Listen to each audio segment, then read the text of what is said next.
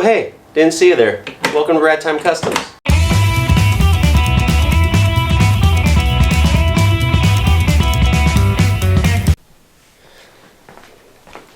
Today I'm not just going to show you how I built my sim rig, but show you how you can make one that replicates your actual vehicle with your seating position.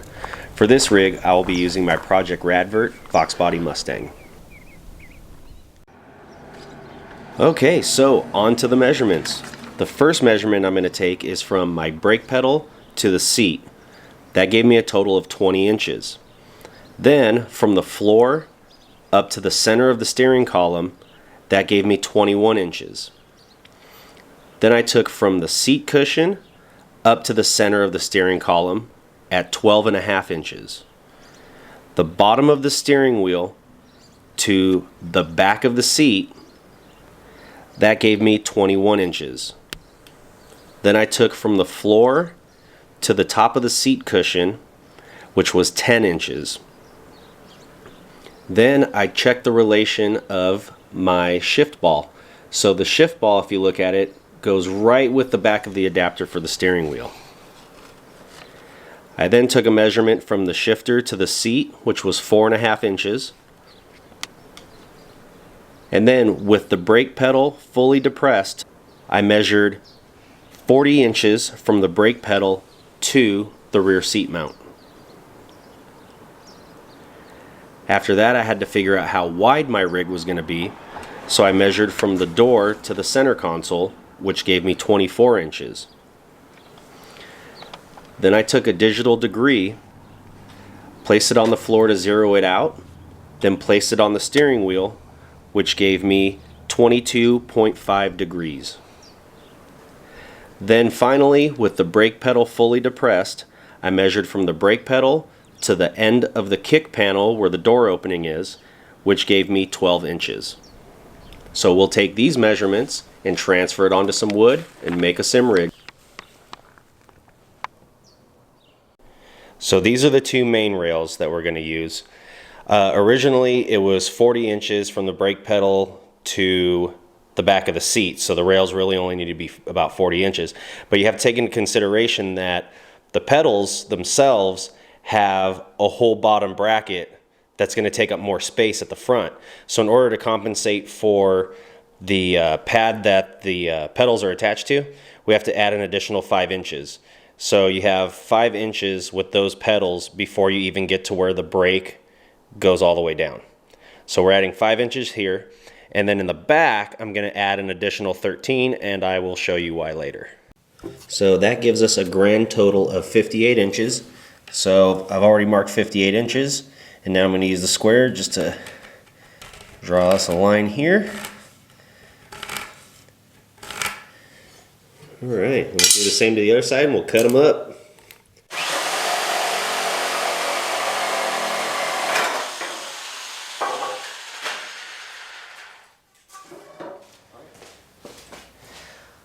Okay, so here's our cut pieces. Now like I said, I added 5 inches to the front, and I'll show you why.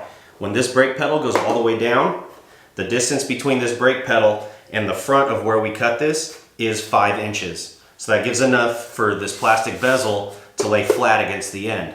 So we added 5 inches here to make up for that. Now this seat is just kind of mocked in place, and the way it's set up right now, we are right at about our 10 inches from the floor to the top of the cushion, like in the Mustang. The 13 I added in the back, we'll get to that later. Okay, I'm going to go ahead and call these our frame rails. So the distance between the frame rails needs to be 24 inches. The frame rails are 1.5 inches wide, so we need a total of 27 inches cut off of our floor.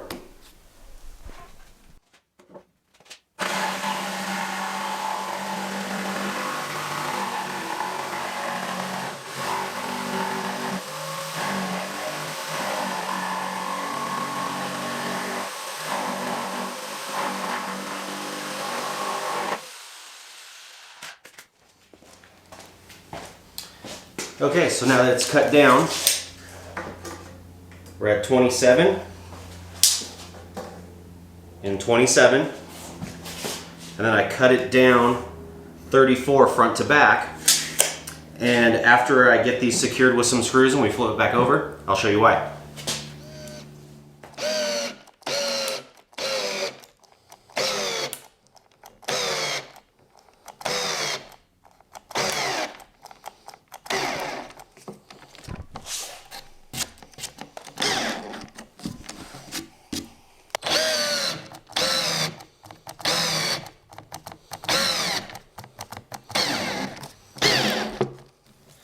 Okay, so here's our floor connected to our frame rails. And then I've got this piece here that is going to be the mount for the front of the seat. And we'll just cut this to 27 inches, lop that off. And then the reason I cut it here at that 34 is I'm going to put a panel right here to box all of this in. So it just goes up and over. Okay, so now the wood that the seat rests on has been cut 27 inches.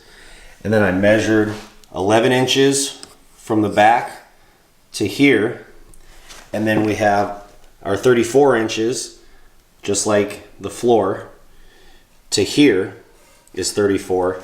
So this will be the front, this will be the back. The centers are 10.5 inches apart from each other, which lines up with the lower holes to the brackets, which means we can unbolt it and move it forward and backward if we need to. Okay, so the boards are screwed in. I just got one screw holding them in place on each one. Now that those are in though, we can measure the holes to mount the seat. So the first thing I did is I took 27, which is the length of these, cut that in half, which gave us 13.5. So there's my line for center at 13.5. Then I came here and I measured this hole to this hole, center to center, which gave me 13.5. Coincidence, but not helpful. So take that 13.5, cut it in half, and that gives you 6 3/4. So I can measure from here, 6 3/4, gets me my mark here, and just did it on all 4 corners. So now it's ready to get its holes drilled for the seat. Okay, now for the hard part. That's figuring out where the steering wheel is going to go. So what I started by doing is getting a piece of wood, and I cut it 24 inches in order to fit in between the frame rails, which is our 24 inches. Then I set it up on my floor jack. And then I measured from the center of the steering column down to the floor. And I jacked it up until I got it to the 21 inches, just like in the car. Then I was able to move the jack back and forth in order to get the bottom of the steering wheel to go to the seat at 21 inches, same as the car. Then I took my digital level, zeroed it out, set it up on the steering wheel. I got the steering wheel moved to 22.5 degrees, just like in the car, and then took that and set it on the end of here and figured out that in order to achieve the degree of the steering wheel to match my car, I need this to be angled at 3 degrees. At 3 degrees, then I measured from the bottom of this piece of wood down to the floor, and that came out to 16 1/4. So what I'll end up doing is making 2 pieces of wood that are 16 1/4 long to connect from the bottom of this down to the floor and hold the steering wheel up. The only issue that I did have is that based on my measurements, the back of my pedals, the brake pedal to the door jamb was 12 inches, and then we add 5 inches because we added 5 to the front of this setup, which gives us 17. The front of this piece of wood is 1/4 inches too far. So I don't really care about the 1/4 inch. It'll be at 17 1/4 instead of 17. So here's pretty much the basic layout. Got the steering wheel on there. The degree is off by 0.4 degrees, but all of that's going to be dialed in when I make a support from here down to here to change the angle here. So that'll change a little bit, but aside from that, we're at our 21 from the seat to the wheel, the 21 from the steering column down to the floor. We're at 17 1/4 here till the end, so it's pretty much laid out just like my Mustang. Okay, so I'm going to take a leftover piece of our floor.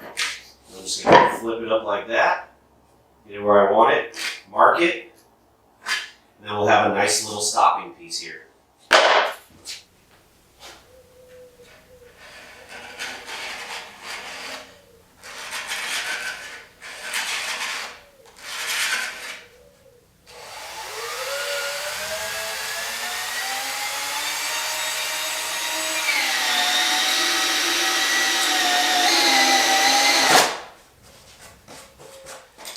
Okay, so I decided to add a brace here. So this will keep the forward and back movement and the flex down over here. Make sure if this is how you're going to do it and put it on top of the frame rail like this, that you drill a pilot hole first. So otherwise you're just going to split a big chunk out of this wood. So make sure you drill a pilot hole through this piece, and then you can run your screw through all the way into the lower piece. Now I just got two securing this here for now. And then this is where we're going to make the mount to get the shifter.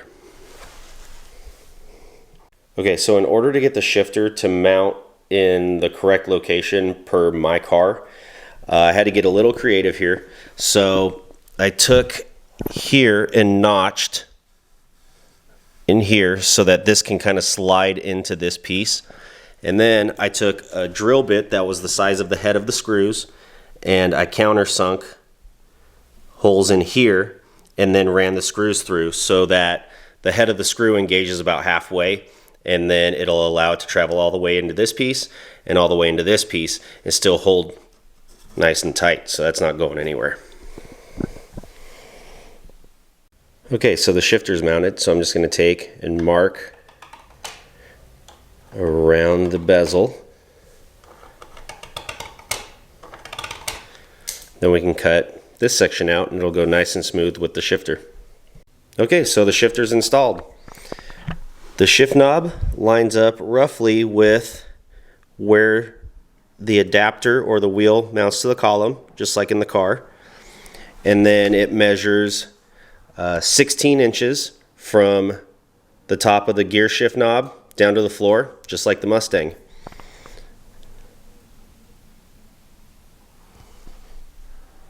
So this is the basic layout of my car. Hopefully you can use this as a guide to make a version of your own. If you don't want to deal with all that, then just go into the description and you can see all the measurements and all the materials I used to make this exact one. In the future, I'm going to tear this one apart. I'm going to put some carpet in it. I'm going to paint all the wood to match the interior of my car, and then I'm going to make some exterior panels and paint those body color. So make sure you like and subscribe if any of this was helpful and you want to see what it looks like when it's all done. But for now, let's take it for a spin and see how it works. Oh hey, and hit me in the comments. What's your favorite game to play? Are you a PC or a console person? Which console are you on? Is it PlayStation, Xbox, Atari? Are you building like the coolest pole position rig right now? Let me know. Also drop those gamer tags if you want to do some slidey boys on Forza.